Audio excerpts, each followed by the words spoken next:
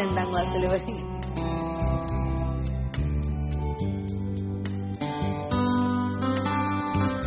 ഞാൻ വിചാരിക്കാം ഞാൻ വളരെ സീരിയസ് ആയിട്ടുള്ള ഒരു അതും ഭയങ്കര സീരിയസ് ആയിട്ടുള്ള ഒരു ഘട്ടത്തിൽ എത്തിയിരിക്കാൻ ഞാൻ. എന്നിട്ട് എല്ലാവരുടെ മുഖത്ത് ചിരി എന്താണ്, കുട്ടികളൊക്കെ ചിരിക്കണോ, അമ്മമാരൊക്കെ ചിരിക്കണോ എന്നെല്ലാം ഞാൻ പതുക്കെ ഞാനിങ്ങനെ നോക്കുമ്പോഴേക്ക് എന്റെ പട്ടോടും ബ്ലൗസ് പാവാട അഴിഞ്ഞിട്ട് ഇങ്ങനെ ഇങ്ങനെ പറഞ്ഞിട്ട് ഇങ്ങനെ നിൽക്കുന്നു. എനിക്ക് ഒരു നിമിഷം എന്റെ അമ്മേന്റെ മുഖം എനിക്ക് ഓർമ്മ വന്നത്. കാരണം അമ്മ എന്നോട് പറഞ്ഞതാണ് ഇതെന്താണ്. ഞാൻ എന്നിട്ടും വാശി പിടിച്ചിട്ടിട്ടോ എനിക്ക് ഒരു എന്തോ ദൈവത്തിന്റെ എന്തോ ഇതും വേണം. അവസാനം ഘട്ടമായതുകൊണ്ട് ഒഥല്ലോ സ്വയം കുത്തിമരിക്കണ രംഗമായിരുന്നു അടുത്ത്. ഞാൻ പാവാടയോടെ ഒറ്റ കുത്തി കൊടുത്തു.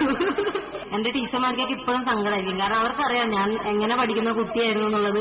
ലൈല ടീച്ചർ എന്റെ ആദ്യത്തെ ടീച്ചറാണ്. അതുകൊണ്ടായിരിക്കാം ചിലപ്പോൾ എനിക്ക് ലൈല ടീച്ചർ എന്ന് പറയുമ്പോൾ എനിക്ക് ടീച്ചർ എന്ന് പറയുന്നതിനേക്കാൾ എനിക്ക് എന്റെ അമ്മയെ പോലെ എനിക്ക് അങ്ങനെ ഒരു ഗുരുനാഥ എന്നതിലുപരി എനിക്ക് എന്റെ അമ്മ എന്നൊക്കെ പറയുന്നതാണ് എനിക്ക് കൂടുതൽ ഇഷ്ടം.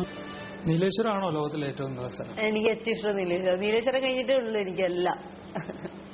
നീലേശ്വരത്ത് അതൊരു പ്രത്യേക സുഖമാണ്. അവിടെ പോയി കഴിയുമ്പോ ആൾക്കാരും ഒക്കെ ആയിട്ട്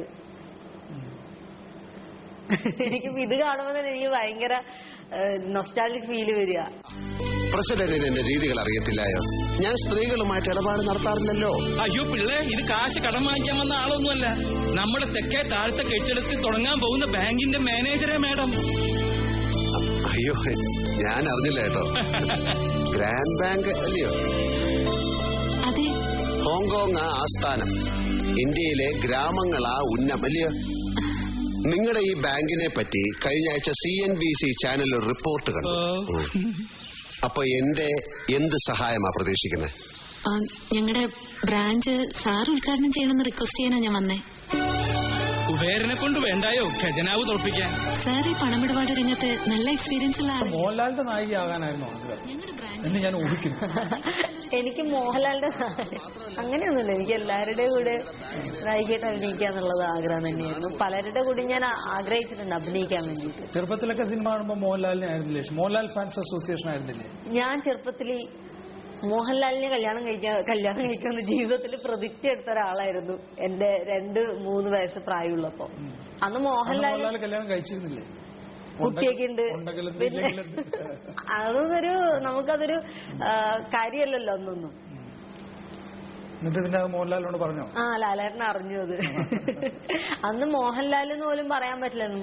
മോഹൻകാല് എന്നായിരുന്നു പറഞ്ഞുകൊണ്ടിരുന്നത്. ഞങ്ങളെ വീട്ടിലെ എല്ലാ പിള്ളേരും വാശിയായിരുന്നു അന്ന്. അത് പിന്നീട് ആരോ പറഞ്ഞിട്ട് ലാലേട്ടൻ അറിഞ്ഞു. ലാലേട്ടൻ എന്നോട് ചോദിച്ചിട്ടൊക്കെ ഉണ്ട് അങ്ങനെ ഉണ്ടായിട്ടുണ്ടോ എന്നുള്ളതൊക്കെ. എന്തുകൊണ്ട് സ്വന്തം ശബ്ദം വേണ്ട രീതിയിൽ അത് ഉപയോഗിക്കാൻ ശ്രദ്ധിച്ചില്ല എന്നുള്ളതാണ്. അത് ശബ്ദം തീരെ ഉപയോഗിക്കാൻ പറ്റാത്തൊരു ശബ്ദമായതുകൊണ്ടല്ല എന്നുള്ള കാര്യം ഉറപ്പിക്കാൻ പറ്റുന്ന ഒരു പടമാണിത്. എനിക്ക് മലയാളം നന്നായി അറിയാം. എന്നെ ആദ്യം പഠിപ്പിച്ചത് മലയാളം. എന്റെ അച്ഛനൊരു മലയാളം റൈറ്ററാണ്. മറ്റത് വളരെ ബോറാണ്.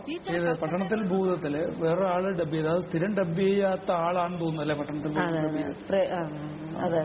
എന്നാൽ ഇത് ഏതാണ്ട് ഭേദപ്പെട്ടൊരു ശബ്ദം കൂടി നമ്മൾ മെയിൻറ്റെയിൻ ചെയ്തെടുത്തൊന്ന് ശരിയാക്കി എടുത്ത് പോളിഷ് ചെയ്തിരുന്നെങ്കിൽ. അത് ഞാനല്ല ചിന്തിക്കേണ്ടത്. എനിക്കിപ്പോഴും ആഗ്രഹം തന്നെയാണ്.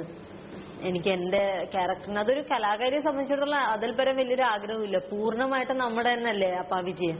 ഒരു കഥാപാത്രം നന്നായി കഴിഞ്ഞാൽ പെരുമഴക്കാലത്തിൽ ഞാനാണ് ശബ്ദം കൊടുത്തത്. പക്ഷെ എന്തുകൊണ്ടോ ഇവിടുത്തെ ആൾക്കാർക്ക് അതൊരു ഇവിടുത്തെ ആൾക്കാരെന്ന് പറഞ്ഞാൽ നമ്മുടെ മലയാളത്തിലുള്ള എന്നെ ഡബ് ചെയ്യിക്കാത്ത ആൾക്കാര് ചെയ്യിച്ച ആൾക്കാർ ഇപ്പൊ കമലോട് പറയാറൊക്കെ ഉണ്ട്. സമ്മതിക്കാറില്ല. അവര് പല ന്യായങ്ങളാണ്. ഭാഷ പ്രശ്നമായിട്ട് പറയും. ഭാഷ പ്രശ്നം എന്ന് പറഞ്ഞാൽ ഞാൻ സാധാരണ സംസാരിക്കുമ്പോൾ ഞാൻ എന്റെ ഭാഷയിൽ തന്നെയാണ് സംസാരിക്കാറ്. നീലേശ്വരം ഭാഷയിൽ തന്നെയാണ്. പക്ഷെ നമ്മളൊരു ഡയലോഗ് പഠിച്ചിട്ട് പറയുമ്പോൾ ഒരിക്കലും അത് നീലേശ്വരം ഭാഷയിലേക്ക് ആവില്ലല്ലോ. അത് പറയും. പിന്നെ ശബ്ദം കുറച്ച് ബേസ് വോയിസ് അല്ലേ, അത് ശരിയാവില്ല, അങ്ങനൊക്കെ പറയും. പിന്നെ ഇപ്പൊ ഞാൻ തന്നെ മനസ്സിലാക്കി എന്റെ ശബ്ദം കുഴപ്പമാണ്, എന്റെ ശബ്ദം കേൾക്കാൻ കൊള്ളില്ല എന്നുള്ളത് ഞാൻ തന്നെ സ്വയം മനസ്സിലാക്കുന്നതുകൊണ്ട്. ഇനി വിളിക്കുന്നവരോട് ഒരു ഡിമാൻഡ് വെക്കാൻ പറ്റുമോ? ഡിമാൻഡൊക്കെ വെക്കാൻ നോക്കിയതാണ്. പാപ്പിയെ പറ്റി വന്നപ്പോഴും ചെറിയതായിട്ടൊക്കെ സൂചിപ്പിച്ച ആള് അവനും സമ്മതിച്ചില്ല. അപ്പൊ പിന്നെ അതിൽ കാര്യമില്ല. കാരണം ഒന്നാമത് അവരുടെ ഇഷ്ടക്കേട് അവരുടെ ഇഷ്ടമാണ് അവർ നോക്കുന്നത്, പ്രേക്ഷകരുടെ സൈഡിൽ നിന്ന് നോക്കണില്ല. ഈ അഭിപ്രായം എന്റെ അടുത്ത് ഒരുപാട് പേര് പറയുന്നുണ്ട്. പിന്നെ എന്റെ ശബ്ദം ഈ ഇന്റർവ്യൂലൊക്കെ കണ്ട് ആൾക്കാർക്ക് അറിയാം ഇപ്പൊ എന്റെ ശബ്ദം എന്താന്നുള്ളത്. അപ്പൊ എപ്പോഴും ജനങ്ങൾക്ക് വേണ്ടിയിട്ടാണ്, ജനങ്ങൾക്കാണ് ഇഷ്ടപ്പെടേണ്ടതെന്നൊക്കെ പറയുന്നെങ്കിലും അവർക്ക് എനിക്ക് തോന്നുന്നില്ല എന്റെ ശബ്ദത്തിനോട് ഒരു ഇഷ്ടക്കേട് അവർക്ക് ഉണ്ട്. ഒരു അംഗീകരിക്കപ്പെട്ട ഒരു സെറ്റപ്പിൽ പോകാനായി എല്ലാവരും ധൈര്യപ്പെടുന്നുള്ളൂ എന്നുള്ളതാണ്. അതായിരിക്കും, റിസ്ക് എടുക്കാൻ ആർക്കും വയ്യ.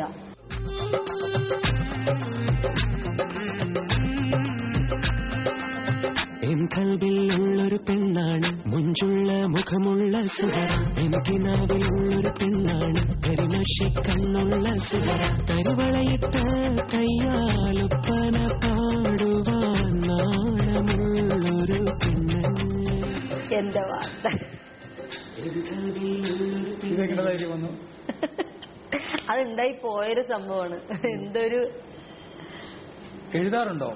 എഴുതാറ് അങ്ങനെ ചെറുപ്പം തുടങ്ങിയിട്ടുള്ള ശീലമൊന്നും അല്ല എഴുതുക എന്നുള്ളത്. ഞാനിങ്ങനെ ഉണ്ടാക്കിയിട്ട് കുറെ പാട്ടുകളൊക്കെ ഉണ്ടാക്കി കേൾക്കുന്നവർക്ക് തോന്നും ഏതോ സിനിമയിലെ പാട്ടാന്നൊക്കെ തോന്നും. ചെറിയ പ്രായത്തിൽ തന്നെ എന്റെ ഒരു സ്ഥിരം ഒരു വൈകുന്നേരം പഠിത്തമൊക്കെ കഴിഞ്ഞിട്ടുള്ള ഒരു സമയമുണ്ട്, കണ്ണാടിന്റെ മുന്നിൽ നിന്നിട്ട് പാട്ടുപാടി അഭിനയിക്കുക എന്നുള്ളത്.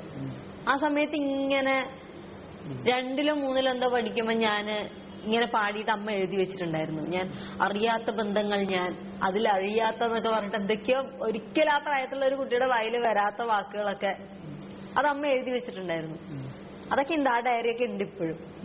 ഇത് സംഭവിച്ചു പോയൊരു കാര്യമാണ്, ഒരു കുറച്ച് സമയം കൊണ്ടുണ്ടായൊരു പാട്ടാണിത്. എന്റെ വലിയ ആഗ്രഹമാണ് എന്റെ ജീവിതത്തിൽ ഇപ്പൊ സിനിമയിൽ നല്ല കഥാപാത്രങ്ങൾ ചെയ്യാന്ന് പറഞ്ഞതിനോടൊപ്പം തന്നെയുള്ള ഏറ്റവും വലിയ ആഗ്രഹമാണ് ഞാൻ എഴുതിയ പാട്ടുകൾ വെച്ചിട്ടൊരു CD എനിക്ക് ഇറക്കുക എന്നുള്ളത്. പാട്ടുകളെല്ലാം ആയിട്ടുണ്ട്, 2-3 റെക്കോർഡ് ചെയ്യാനുണ്ട് അല്ലെ. എന്തായാലും നമ്മൾ റിസ്ക് എടുക്കുമ്പോ എല്ലാ റിസ്കുകളും ഒരുമിച്ച് എടുക്കാന്നുള്ളതല്ലേ പറയാം. ഞാൻ എഴുതിയ ഒരു CD പുറത്തിറക്കാന്ന് പറഞ്ഞ തന്നെ ഒരു വലിയ റിസ്ക്കാണ്. അപ്പൊ അതിൽ തന്നെ പാടാന്നും വിചാരിച്ചു. അങ്ങനെ 2 റിസ്കുകളും കൂടി ഒരുമിച്ചിട്ട് ഇക്കൊല്ലം എന്തായാലും അത് പുറത്തിറക്കിയിരിക്കും. എല്ലാ ഭാവുകങ്ങളും. Thank you.